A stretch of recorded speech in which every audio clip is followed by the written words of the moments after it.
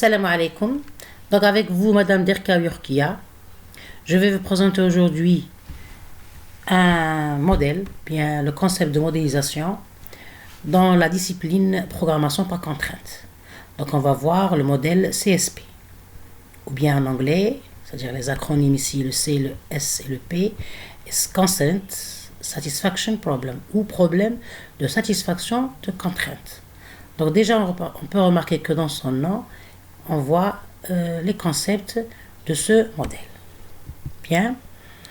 Donc, on sait que le modèle, c'est une représentation abstraite de tout problème réel.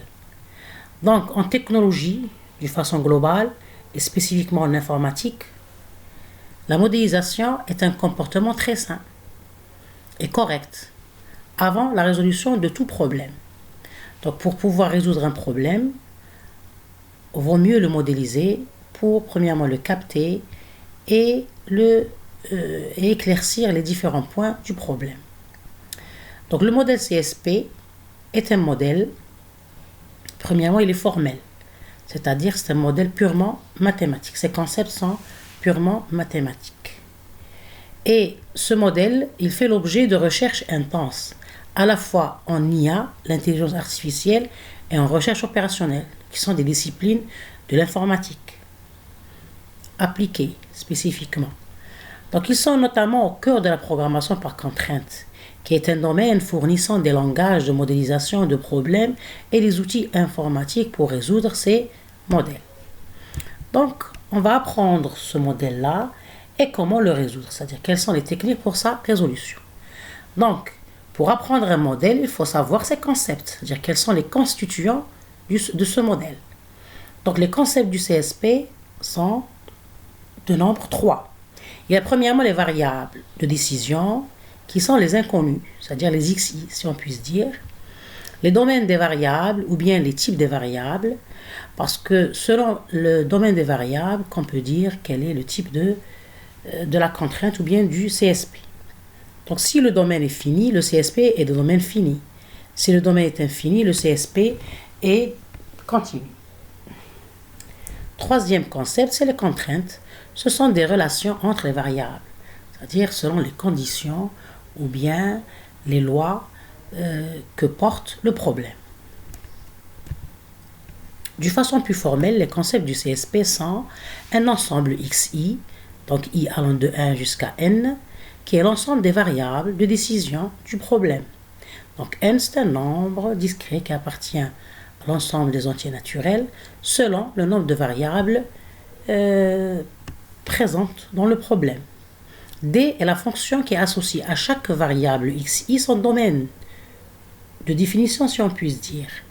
Donc DXI, c'est l'ensemble des valeurs que peut prendre XI. Donc ce sont l'ensemble de valeurs permis à XI c'est-à-dire avec lesquelles on peut valoriser XI. Et il y a l'ensemble C qui est formé de C1, C2 jusqu'à CK, c'est-à-dire CK contrainte. Donc K ne doit pas être obligatoirement égal à N, il peut être égal à N, ou inférieur à N, ou supérieur à N. C'est selon les contraintes. Donc une contrainte, c'est quoi? C'est une relation entre les variables, c'est-à-dire selon, bien sûr, comme je l'ai déjà annoncé, les conditions citées dans la problématique. Donc, CI est l'ensemble des contraintes. Chaque contrainte, CJ, est une relation entre certaines variables de X, donc certaines variables de X, c'est-à-dire selon les conditions portées sur les différentes variables, qui restreignent les valeurs que peuvent prendre simultanément ces variables. Bien. Donc, il peut exister plusieurs modèles pour modéliser le même problème. Ça, c'est une remarque très importante. C'est-à-dire, pour le même problème, le modèle n'est pas unique. On peut toujours créer et trouver différents modèles. L'essentiel, bien, quel est le point d'intersection entre ces différents modèles? C'est qu'ils modélisent le même problème. C'est-à-dire, ils sont des modèles valides. C'est-à-dire, ils reflètent le même problème, ni plus ni moins. Donc, il faut toujours essayer de simplifier les modèles pour faciliter la résolution. Autrement dit, minimiser l'espace de recherche en choisissant bien nos variables et nos contraintes. Parce qu'un problème, bien un modèle compliqué, bien complexe, ça peut se répercuter sur la complexité de sa résolution.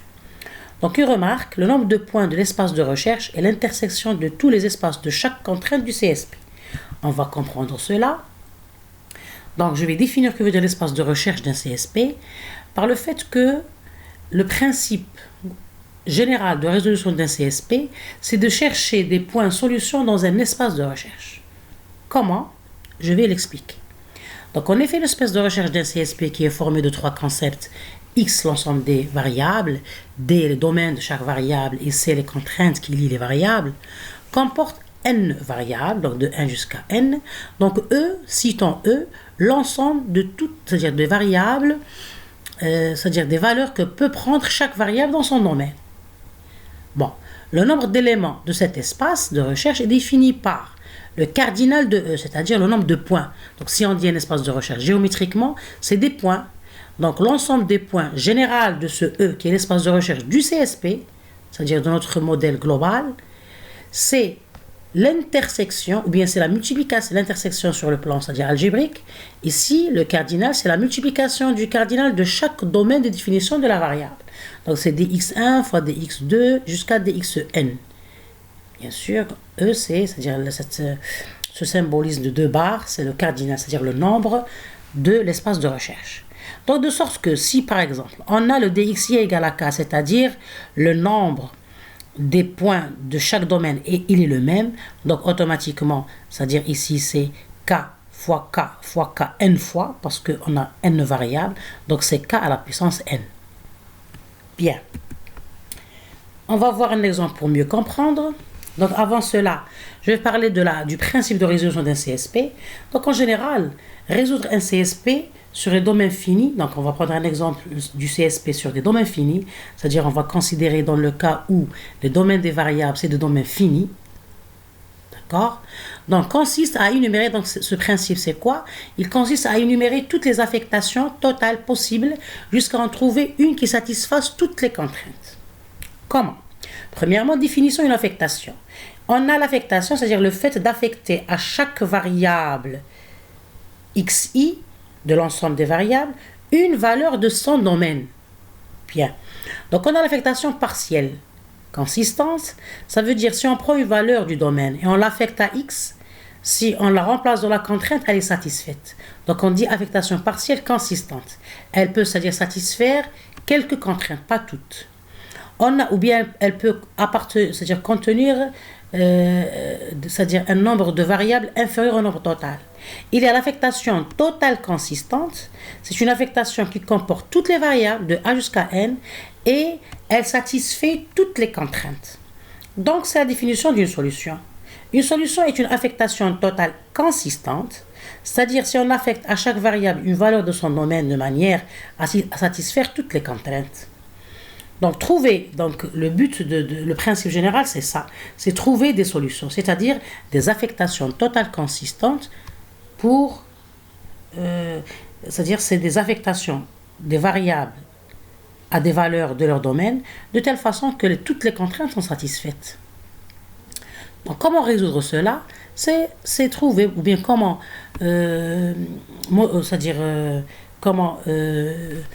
définir cela, c'est en trouvant des stratégies pour parcourir l'espace de recherche pour trouver là où les solutions du CSP. Donc, lorsqu'on résout un CSP, on a 3 sorties en général, bien 3 résultats. Ou bien on trouve une seule solution, donc le CSP il est consistant. On trouve plusieurs solutions, donc toujours le CSP il est consistant. On peut ne pas avoir de solution, donc pas de solution. On dit que le CSP il est inconsistant. Donc ici, il y a plusieurs techniques pour le rendre consistant, ou bien le remodéliser le problème en injectant des contraintes ou bien d'autres variables, ou bien il y a plusieurs techniques pour pouvoir le rendre consistant. Bien. Donc, je vais vous donner un exemple explicatif pour mieux comprendre. Donc, on a par exemple un CSP linéaire. Donc, pourquoi j'ai donné l'aspect linéaire? Parce que toutes ces contraintes sont linéaires. Bien. Donc, on a 2 variables, x1 et x2. Le domaine de la variable x1, c'est R+, c'est-à-dire c'est de 0 jusqu'à plus l'infini. De x2, c'est de 0 jusqu'à plus l'infini. Donc, c'est-à-dire l'essentiel x1 supérieur ou égal à 0, x2 supérieur ou égal à 0 sont des contraintes de Signy.